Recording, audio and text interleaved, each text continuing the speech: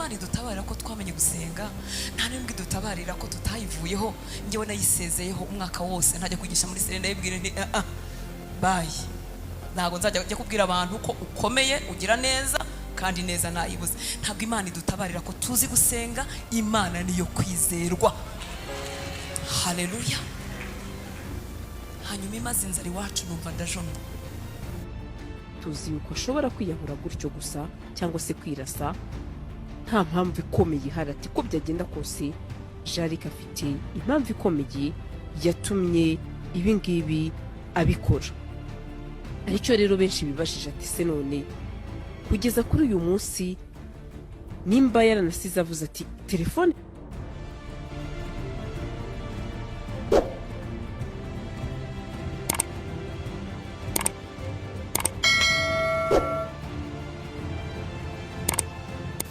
yanga kurekura umubabaro yumva aricyo kintu asigaranye cy'umuntu we. Ati napfushije mama, napfushije data, napfushije umuvandimwe cyangwa umugabo, ukumva aricyo kintu asigaranye. Ariko Yesu ajya akiza agahinda ko gupfusha, kandi umuntu wapfuye atazutse akabijombora mu mutima wawe, kumva ubuzima buragarutse. Ndakwinginze kuko wowe ntiwapfuye ngo ujyane nawe, uracyariho, uracyafite iminsi yo kubaho. Ndakwinginze bwira Yesu uti nkiza, nkuraho uyu mutwaro. Nkomeza kubasuhuza, nge ni Jean Marie wamaze kwitaba Imana. Ahangaha rero ni kuri Mutima Channel. Uwiteka akomeze abane namwe ndetse abahereze imigisha irimo ibyo mwifuza byose. Ndabashimiye mwe mwamaze gukora subscribe. Uwiteka akomeze abane namwe. Niba utarayikora akandi ko kanya kugira ngo uyikore. Reka rero dukomeze tuganira ku byiza Imana iba yaradukoreye, ubundi tukayishimira kandi tukayihamya kuko yadukunze ikatwereza umwana wayo kugira ngo aducungure ndetse atwigurane. Muri iki gihe cya Pasika rero nkomeza kubifuriza ibyiza kuko mukwiye ibyiza. Inkuru rero mbi y'akababaro itugeza aka kanya nuko hari umusore rwose wari umupolisi wamaze kwiyambura ubuzima bwe. Ni inkuru mbi cyane idashimishije na gato, ariko Uwiteka Imana nyine ni gutyo aba yabishatse. Ariko nkwibutsa wowe udukurikiye aho uherereye hose yuko burya kwiyambura ubuzima si byiza na gatoya. Ubuzima bwawe ni ubw'agaciro kenshi, ni ubw'agaciro gakomeye cyane, kandi twibuke ko turi insengero z'Uwiteka. Urusengero rw'Uwiteka ntabwo twakagombye kurukoreramo bidahesheje Uwiteka icyubahiro kandi bidahesheje Imana umuremyi ikuzo. Ni ukuri rero yamaze kwiyambura ubuzima, ibye byarangiye ndetse bikaba bimaze no kwibagirana cyane. Ariko ni kwa kundi tuba tugenda tuganira iby'Imana, tugenda tubishingaho, tubivuga twitsa uko duteye intero ijambo ry'Imana. Ariko burya kuba mu Mana ngira ngo icyo kintu cy'ingenzi cyane twese twakagombye guhereza agaciro, ubundi Uwiteka akatugira neza. Ni ukuri burya ushobora no kugera mu gahinda, mu kababaro, ukagera mu bibazo bikuremereye cyane utashobora kwishoboza, ariko Uwiteka Imana iyo ufite icyizere ukayisenga ukizera Yesu Kristo umwami n'umukiza wawe, aragufasha ukava muri ubwo bwigunge. Agahinda gashobora guteza amakuba akomeye cyane, agahinda gashobora guteza kwiyahura ukiyambura ubuzima. Igihe icyo ari cyo cyose ufite umujinya w'umuranduranzuzi, ntugire uwo wihererana ngo umubwire ibyawe. Abantu nyine muri iki gihe byo biragoye cyane, ukavuga turabyiherera nabo ubwabo byikemure. Ni ukuri ntabwo bishoboka, ahubwo biragusaba yuko upfukama ugasenga Imana, ndetse byaba binanze ukareba aho werekera ku bantu wumva wizeye bakakugira inama. Ariko ubuzima bwawe ni ingenzi cyane. Rero yaje kwiyambura ubuzima nk'uko turi buze kuza kubikurikira mu kanya muri iki kiganiro turiho turagirana. Ariko ngira ngo nze kuza kubasomera amasomo aboneka muri Petero wa mbere igice cyaho cya 4 ku murongo wa mbere wa kabiri ndetse wenda no wa gatatu turaza kongeraho tureba uburyo no kuri umukristo akagombye kwitwara iyo wamaze kureka ingeso mbi, iyo wamaze kuva kuri bya bindi bitari bishije Imana icyubahiro, bya bindi byose byatumaga uba nyine umunyabyaha uharwa. Ndetse ibyo byose biraza kutwereka ishusho umuntu wamaze kureka ibyaha byose uko yakabaye yitwara uyu munsi wa none. Ku murongo rero wa mbere haragira hati ngo nuko ubwo Kristo yababarijwe mu mubiri mube ariko namwe mwambara uwo mutima we nk'intwaro, kuko ubabarizwa mu mubiri bamaze kureka ibyaha. Hanyuma rero Yesu Kristo yababarijwe mu mubiri, yarababajwe. Uyu mubiri dufite uratubabaza, uraturya, bikagira naho kabisa wumva wawiyambura. Mwibuke ko Yesu Kristo yatutse mu ijuru, aza nawe yambaye umubiri nk'uyu nguyu twambaye. Hanyuma rero ageze kuri iyi si, mwibuke yuko yababajwe, agaterwa amacumu, yewe yakorewe ibyicarubozo byinshi cyane. Nta muntu n'umwe kuri isi urageza ku kababaro nk'ake, kuko yarashinyaguriwe, aricwa, yambikwa ikamba ry'amahwa, bamutera icumu mu rubavu. None rero baravuze ngo nuko ubwo Kristo yababarijwe mu mubiri. Tubikurikirane neza, mube ariko namwe mwambara uwo mutima we nk'intwaro, kuko ubabarizwa mu mubiri bamaze kureka ibyaha. Ni ukuvuga ngo niwemera ukababazwa, ukihangana, ukagira iyo maîtrise de soi kuri wowe, ukababazwa ikigeragezo, igishuko, ibibazo uri kunyuramo byose ugashinyiriza, ni ukuvuga ngo uzaba uri gutandukana n'ibyaha, ubundi utere ikirenge mu cya Yesu nk'uko nawe yababarijwe mu mubiri, ubundi ugafata uwo mutima wawe ukawukomeza. Aho rero ngo uzaba wamaze kureka ndetse wamaze gutandukana n'icyaha burundu. Hagati aho rero niho usanga abantu bagize agahinda k'indengakamere, abantu bakagira ibyo bibazo bitandukanye cyane, akagira depression, akagira ikigeragezo kimurusha imbaraga, noneho akahita yiheba bitewe n'uko atakurikije amabwiriza aturuka ku Uwiteka. Ubundi bwahita bikurenga burundu, warangiza ugafata imyanzuro mibi yo kwiyahura, ugafata imyanzuro yo kujya mu tubari, yo kujya kunywa inzoga kugira ngo urebe ko wabona ibitotsi, ngo wabuze ibitotsi, urananiwe n'ibiki byose bigiye bitandukanye. Nta mahoro ufite, ukumva yuko ibiyobyabwenge biri gutume ugaruka ku murongo. No, aho ngaho ni ukoresha cyane. Aha ngaha tumaze kubona uburyo bimeze, ni ukwiyemeza ukababara, wamara kubabara ugashimiriza, ubundi icyaha ubutandukanye nacyo burundu. Iyo wemera kubabazwa nibwo bigenda neza, ubutandukanye n'icyaha. Umukristo wese aho ari wa nyawe yemera kubabazwa, agaca mu makuba, agaca mu mage, ubundi nzi neza yuko asarura ikizima nyuma. Nuko rero ku murongo wa kabiri ngo aherako amare iminsi isigaye akiri mu mubiri, atakigengwa n'irari rya kamere y'abantu, ahubwo akora ibyo Imana ishaka. Murumva ko ayo magambo akomeye cyane. Dukomeje ku murongo wa gatatu aragira ati kuko igihe cyashize cyari gihagije gukora ibyo abapagani bakunda gukora. Hari igihe cyashize wivuruguse mu bibi, wivuruguta mu byondo, urasambana, unywa inzoga nyinshi, uba umusinzi, wakahebwe, ubakari murori, ubicirwa ry'imigani, ubikirara, byose bibi, amazina yose mabi urayitwa.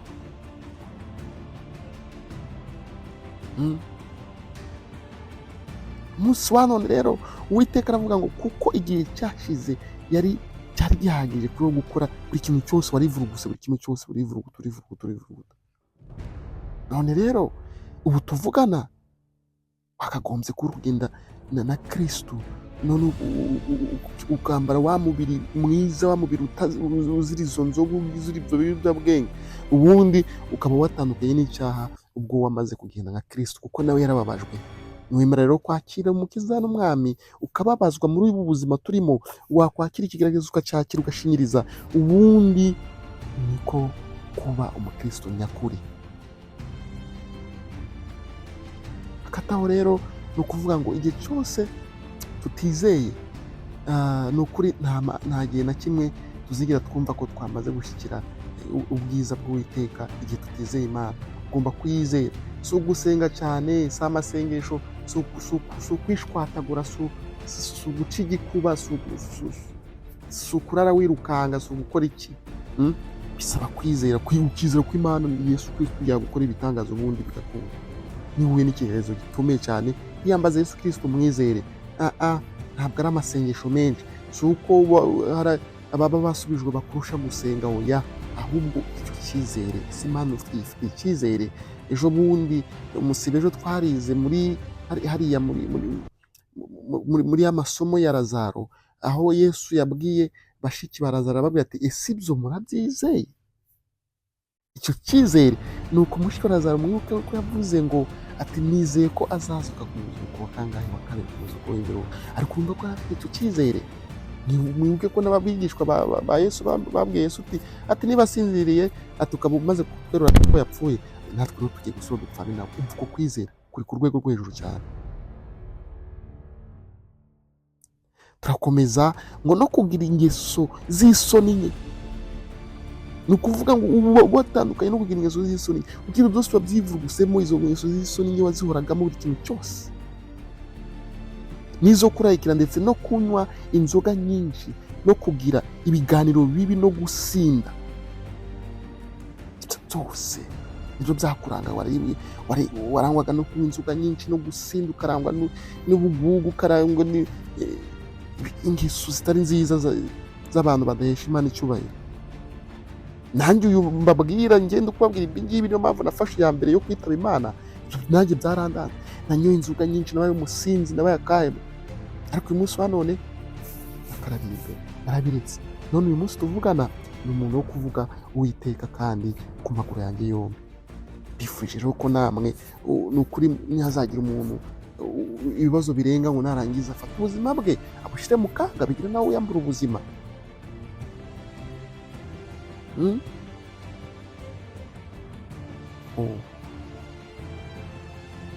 Akababaro gakomeye cyane. Ndetse ngo n'imigenzo izira cyane y'abasenga ibishushanyo. Ibyo byose ni ibintu unyuramo ukabicamo, ukabyivurugutamo, ukaba umusinzi, ukajya mu bapfumu, ukajya guterekera, ukizera ibya mfurambi, ukizera ibidahesha Imana icyubahiro byose. Ibyo byose bitsindwa mu izina rya Yesu, kugira ngo uyu munsi wa none wambare umubiri n'umutima wa Kristo, noneho gutandukanye n'icyaha. Nk'uko aya masomo yo muri Petero igice cya 4, iyi ni Petero wa mbere umurongo wa mbere wa kabiri ndetse no gatatu urimo uratubwira. Ubundi numara gutandukana nabyo, ubundi uba ufite icyo cyizere, wizera Imana Data. N'abatindiye rero, reka nze bumvishe uburyo uyu muntu rwose biteye agahinda. Ngo yari umupolisi, sinzi aho yakoreraga, ariko muraza kuza kubyumva.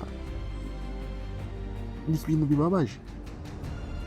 Polisi y'u Rwanda bahora badukangurira kuba maso ku buzima bwacu, tukiyitaho, tugahora dushikamye, ariko yagiye arirasa, ubundi ubuzima bwe bushyira mu kaga, buhita burangira. Ariko mu by'ukuri kwiyahura ni icyaha imbere y'Imana. Sinzi rwose ngo uzicuriza hehe, sinzi ngo bizagenda bite, sinzi rwose. Imana y'amahoro izagutabare, ndetse Yesu Kristo wamennye amaraso ku bwawe, nanjye na bagenzi bawe n'abandi bose bari kuri iyi si, azakweze agukize. Icyo nakwifuriza ni ukuzahura ku muzuko, ubundi nyagasani akazi kazaguhereza iruhuko ridashira, cyangwa se ukazakanguka mu bandi. Wapfanye agahinda gakomeye cyane, ariko muvandimwe, ntabwo ryari ryo herezo. Wari ufite ibibazo byinshi, birumvikana. Wari ufite imitwaro ikuremereye cyane, none wahisemo kwiyambura ubuzima. Ese muvandimwe, ninde ubabaye? Wowe ibyawe byarangiye, ariko usize ubabaje imbaga, usize mama wawe mu kaga, usize abakunzi bawe benshi, abakoresha bawe mwakoranaga, ubashyize mu kantu gakomeye cyane, ubashyize muri kesi kose.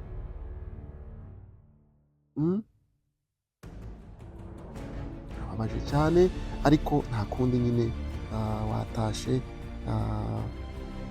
Reka ahubwo Uwiteka Imana azakwakira mu bayo, ubundi ukurikirane uko byagenze.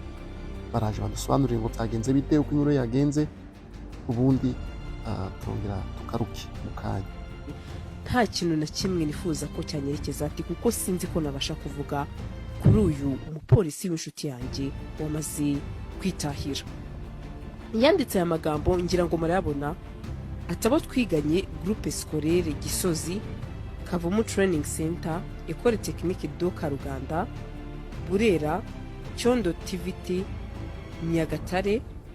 hanyuma arangije ati abo twakoranye Gakinjiro ka Gisozi, Kufator, Rwanda National Police, much respect. ashimira cyane polisi y'u Rwanda ari nayo kugeza kuri uyu munsi yabarizwagamo. hanyuma arangije urabona ko ari status enye zigera muri enye, ndetse ya nyuma ndaza kuyisoma ya mama we, ariko urabona ko ari amagambo yari yanditse asa n'ufunze data, kuko izi status zose urabona ko ari ku isaha imwe itarengaho n'umunota n'umwe, saa 11:09 zose, nta nimwe irengaho n'amasegonda. ukibaze se status ngira ngo murabizi ko umuntu yandika hagashira umunota, urabona ko ari ibintu yari kuri icyarimwe. hanyuma arangije ati Epifani Kadeti. uyu Kadeti rero nimuvuga akaba yari fiancé w'uyu musore nari we nyakwigendera Lucky cyangwa se Jalik, cyane ko abenshi bakunda kumwita Lucky. nagiye mbona n'izi post urabona ko handitseho ngo Lucky. uyu mukobwa rero akaba ari umukobwa bakundanaga cyane ku rwego rw'ikirenga, ndetse navuga ko benshi bari bazi Jalik, bari bazi n'uyu mukobwa, cyane ko yari couple rwose ikundana cyane ku rwego rwo hejuru, aho bari bamaze n'igihe kinini cyane bakundana. navuga ko byari bimaze kugera ku rwego rw'ubufiance. yagize ati Epifani Kadeti, naragukunze kandi ndagukunda. muri ubu buzima nta byishimo byinshi nasanzemo, ariko bike nagize wabigizemo uruhare. hahirwa uzaba hafi muri ubu buzima. much love honey, I love you forever. hanyuma ashyiraho imitima myinshi cyane, ubona yuko nubwo rwose agiye navuga ni nko kwiyahura cyangwa se kwirasa, urabona ko yajyanye urukundo cyangwa se yagiye uyu mukobwa amushyize n'ubundi ku mutima, aho no kugeza kuri uyu munsi uyu mukobwa bimukomereye cyane kuba yakakira yuko Jalike fiancé we cyangwa se wari kuzaba ubuzima bwe yamaze kwirasa. narangije ati hello fam, reka nizere ko mumeze neza. nifuje gusaba imbabazi umuntu wese nahemukiye, kandi uzi ko yampemukiye nawe ndumva muhaye imbabazi. ashyiraho peace cyangwa se aka emoji k'amahoro.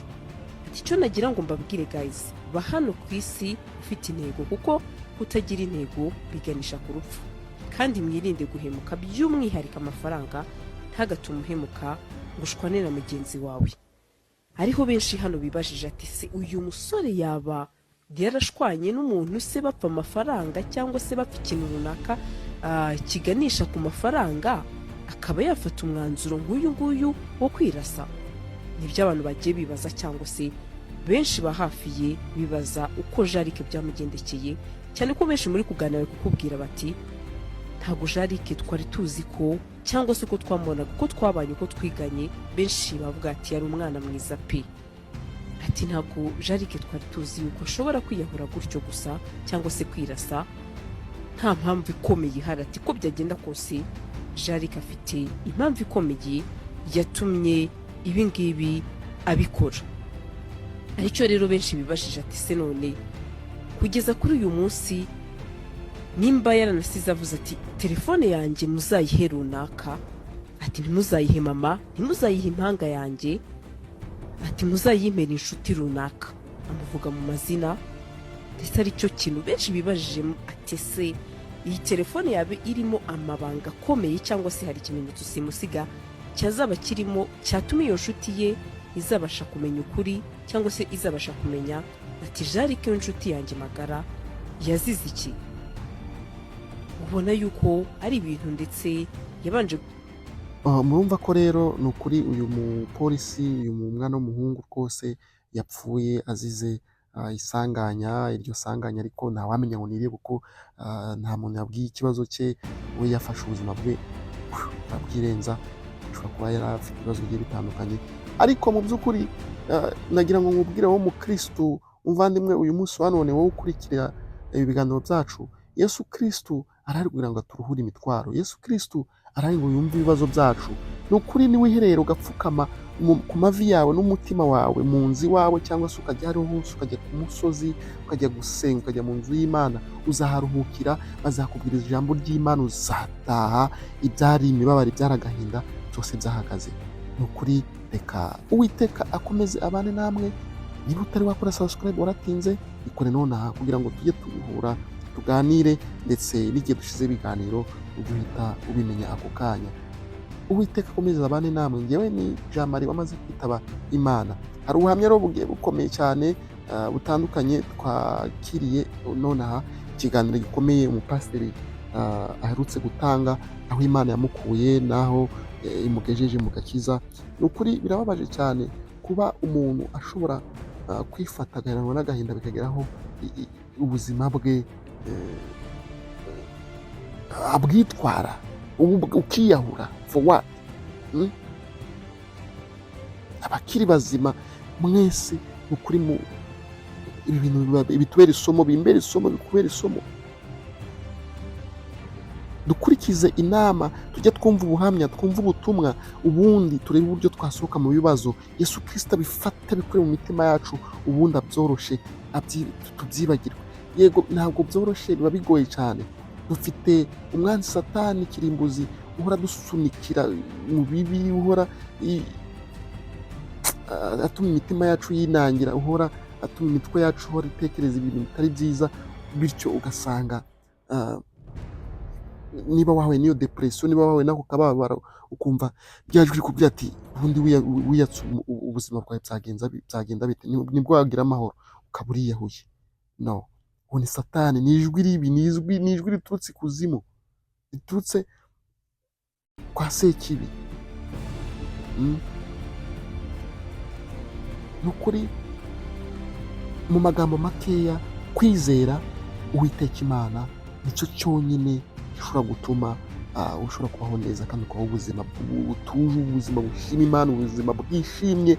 Ubundi ntabwo bigusaba gusenga amasengesho yo kuraramo buri munsi ngo wishwanyaguze. Uwizere, uhagarare kuri wowe kwijambo ryavuga ati Yesu ndakwizeye, uyu munsi wangira neza, uyu munsi wangura mu kaga, uyu munsi wangura mu kababaro, uyu munsi wanyiza agahinda ko mu mutima, wanyiza umujinya n'uburakare, wanyiza gufata imyanzuro ihubutse. Ibyo byose Yesu Kristo yabigukiza. Ubundi numara kugira icyo cyizere nta kabuza uzabaho kandi uzabaho wishimye. Nta musore arakenyutse. Yes, ntabwo twabigenza. Umutumwa wigira inama yo gusara, ariko ntabwo ushobora kwigira inama y'igitekerezo na kimwe.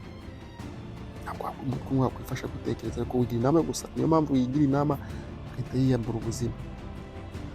Reka rero twizere Uwiteka Imana ko ashoboye byose, ubundi tuyizere, tumugire icyizere nk'uko Yesu Kristo yabwiye abe, akavuga ati ese murabyizeye? Reka rero dukurikire twumve ubuhamya buragira aho budukura naho butugeza, burimo ijambo ry'Imana rikomeye cyane, buraduhumuriza, tukagaruka mu bumuntu. Uwiteka yatugira neza ni ukuri, kandi akadukura kure cyane, ubundi tugasigara tumushimira. Reka mbashimire cyane. Noneho tuze kugaruka mu kanya nyuma y'ubwo buhamya n'ubutumwa, ndetse n'amagambo meza aturuka mu kanwa ka pasiteri. Pasiteri, ni karibu tubwire uko ibintu bihagaze, twumve. Dutabara tukamwara, ugahita wicuza amagambo yose y'amapfa wavuze. Njye Imana igihe ntabara nkamwara, nkavuga uyu banguka ntagakubita aya magambo yose, kuko turayibwira kumvura mwaye. Njye kimwe nabwiye Imana, ndavuga Imana, ibyo kuva mu bukene tubyihorere, njyewe nawe twibanira amahoro, ngo nta mafaranga ugira. Inzara ndayimenyereye, undinde kimwe cyo koza nsohora mu nzu bana hanze. Atanya ngo nibigeze kunsohora ahandi bansohoye, murabizi njya bivuga. Ariko aho ngaho nari ngeze nabwe undinde iki, umbabarire, dore ubusafuriya burashaje n'ubumatora burashaje, umbabarire ntibazabite hanze, umbabarire icyo. Nkaho iby'inzara n'iby'umwenda ucitse kandi ukawambara ucitse. Byo ndumva maze kubimenyera. Ntabwo Imana idutabarira ko twamenye gusenga, nta n'ubwo idutabarira ko tutayivuyeho.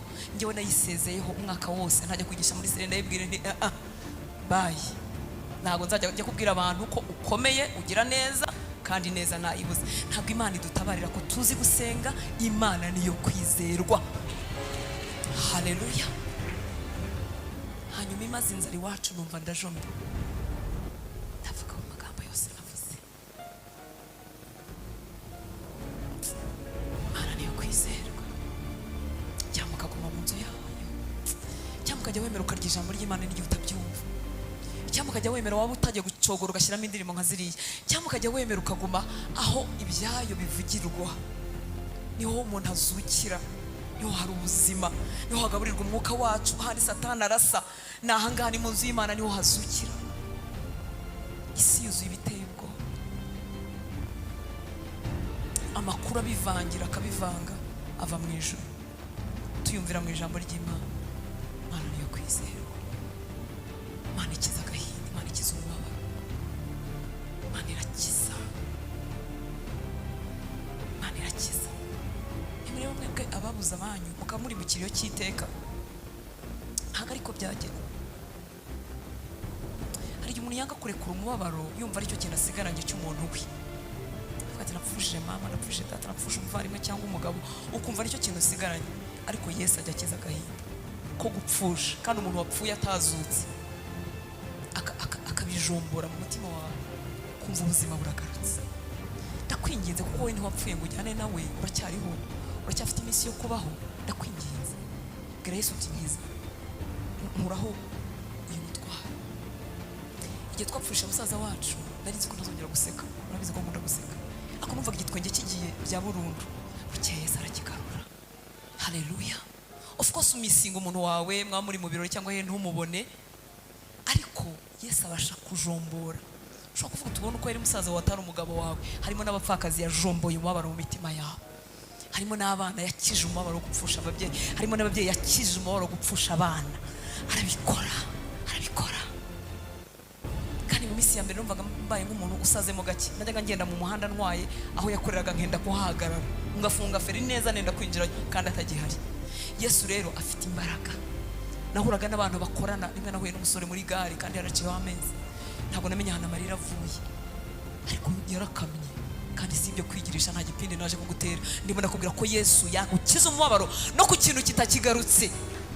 Ibi byo kuzashaka none se kugihari uzashaka, azaguha umugore, azaguha umugabo, azaguha amafaranga. Ibyo biroroshye kuko umuntu ashobora no kutayagera ku myaka 30 akazayagera kuri 40, atayagera kuri 40 akayagera kuri 50, atayagera kuri 50. Nasanze n'imyaka y'ubukecuru biryoshye, sinari nzi ko izaba iryoshye, ariko ushobora no kubibona kuri 60 nabwo ukaryoherwa, ukagura udupantaro n'uduparufe utaratubonye mu butoya. Humura, ibyo biroroshye, ariko nibitagaruka Yesu abasha kubyinjiramo akabidutwaza tukiri hano mu isi. Yesu ni muzima, arafatika, akiza ibyaha, umuntu akabihurwa. Bimwe mu bintu Satani akamuza bera ni icyaha cyakugize imbata. Ukaririmba ukavuga ubutumwa bwiza, ariko waba uzi ko icyaha cyakugize imbata ukumva urabihiwe. Buryo tubwiriza ibintu tutabamo, dutakaza ubutware bwo kubibwiriza, dutakaza autorité morale. Ni nk'umubyeyi ubwira umwana ngo ntukanywe inzoga kandi azinywa. Rero mu bintu bikamura bera ni ukuririmba ibintu cyangwa ubwiriza ibintu utabamo, kuko ibintu biduha ubushizi bw'amanga no kubwiriza ibintu tuviva, biraryoha. Rero mu bimwe mu bikangisho bya Satani ni ukubwira abera, akababwira ati nubwo uri muririmba ariko uraza gusambana, nubwo uririmba urangana, akakwibutsa icyaha runaka. Reka nkubwire ko Yesu afite imbaraga zo guca umugozi wa buri cyaha, ajya kuraho ingoyi z'ibyaha byose. Haleluya. Iyo utabaswe n'icyaha ushobora kumva ibi bintu. Niyo mpamvu abarokore tujya duca imanza. Abarokore ntimugace imanza. Umuntu ajya abatwa n'icyaha kandi kimuriza. Aho nabere pasiteri nkaganira n'abantu, namenye ko umuntu ashobora gukora icyaha kandi yanga. Umuntu murahura kaboroga. Nkomeza kubashimira cyane rero, murumva yuko harimo impanuro nyinshi cyane. Dukomeze dushakisha Imana, tube mu Mana. Nta kintu cyiza kuba muri Yesu Kristo. Ni ukuri uzashira inyota ari uko wamaze kwakira Yesu Kristo nk'umukiza n'umwami wawe, ubundi nta cyakuzigera ugira. naho wagira mu butayu, niko ndiho ndababwira muri iyi minsi, ntabwo Uwiteka azatuma wicwa n'umwuma, ntabwo azatuma ubura amazi yo kunywa. Uzazamuka umusozi azakuramira, uzamanuka umusozi ntuzagwa hasi, uzanyura mu bunyereri ntuzanyerera, ushobora no kugendera hejuru y'amazi ntutebere. Upfa kwizera gusa, upfa kwizera. Yewe n'impanuka uzayivamo, abantu inzovu bazagwa imbere yawe, ariko wowe uzarokoka. Nta burwayi na bumwe Imana itakiza, ikintu cyose birashoboka ko wakira. Uwiteka rero nadukize ingeso mbi, Uwiteka nadukure muri za karande, Uwiteka adufashe dusohoke muri bya bitekerezo bibi twahozemo, za ngeso mbi. Mbere y'uko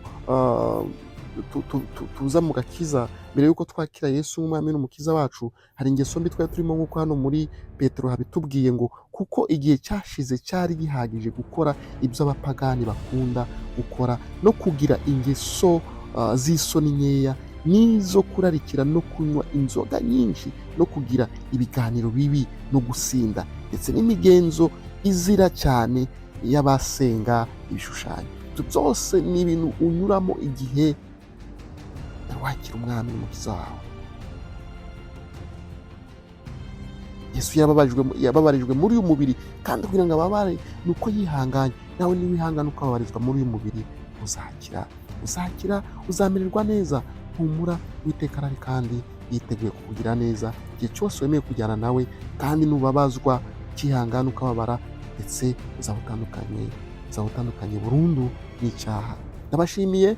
Iyi ni Mutima Channel, njye nitwa Jean Marie, wamaze kwitaba Imana. Kora subscribe none niba utarayikora, waracitswe. Kandi uriya muryango wabuze umuntu, reka twifurize kwihangana, tubahereze pole, tubahereze amahoro aturutse kuri Kristo.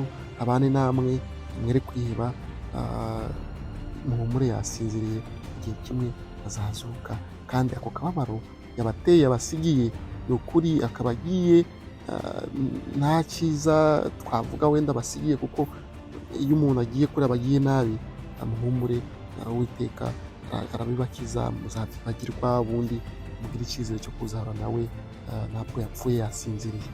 Ndabashimiye mwe bamaze gukora subscribe. Yewe nitwa Jean Marie, kandi namaze kwitaba Imana. Tuzongere duhure ubutaha. Ciao ciao.